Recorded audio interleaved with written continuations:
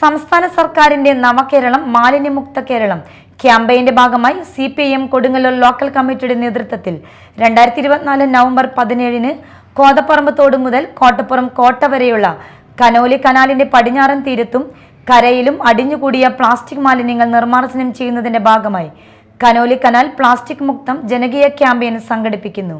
ഇതിന്റെ ഭാഗമായി സന്ദേശ പ്രചരണം മോർണിംഗ് വാക്ക് നടത്തി. കോട്ടപ്പുറം കോട്ട കപ്പോള പരിസരത്ത് നിന്നും ആരംഭിച്ച morning walk CPIM area secretary KR Jaithran flag off ചെയ്തു.